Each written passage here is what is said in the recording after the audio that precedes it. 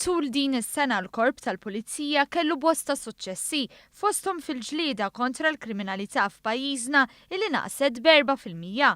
Matul din is-sena saret ukoll dik li kienet deskritta bħala l-ikbar qabda ta' droga f'pajjiżna.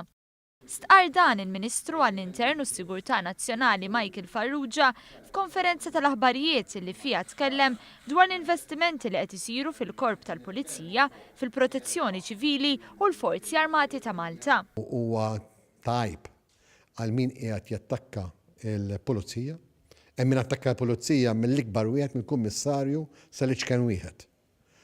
Imma huwa għajb li wieħed jattakka daw l-istituzzjonijiet minflok li nissapportjawhom, ngħaddu li kull informazzjoni illi jkollna fuq persuni li jkunu wettqu reati, ħalli l-Pulizija tkompli tieħu l-passi kollha neċessarji u s-suċċess kelli kellha din is-sena tkompli żidu. Il-Ministru spjega kif fi żmien li ġej mistenni jkun konkluż ftehim settorali maħsub biex itejjeb il-kundizzjonijiet tax-xogħol tal-Pulizija. Dan anke biex itejjeb l-ambjent ta' fin jaħdmu l-istess pulizija fosthom l-assess. Fl-istess waqt li għaddej ukoll proċess fih dan il-korp sabiex jitwaqfu 4 sub-headquarters ġodda.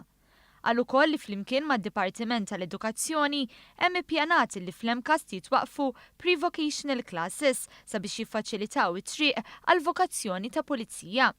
Se jkun qed isir ukoll investiment f'setturi aktar speċjalizzati bħas cybercrime u l-economic crime units.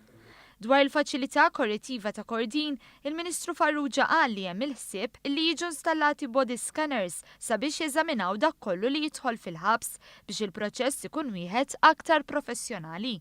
Huma ppjanati wkoll miżuri sabiex tissaħħaħ id-dixxilpina u s-sigurtà fil-ħabs. Dan fil-waqt li dawk li jkunu ilhom fil-faċilità ser ikunu qegħdin jingħataw taħriġ u joħorġu b'ċertifikat biex ikunu jistgħu jsibu impjieg u jerġgħu jibnu ħajjithom.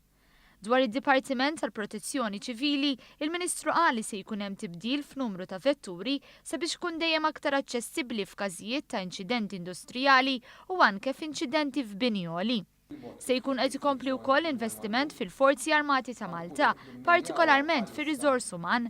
Intqal li se jingħataw aktar opportunitajiet sabiex persuna tkompli tavvanza fil-karriera tagħha.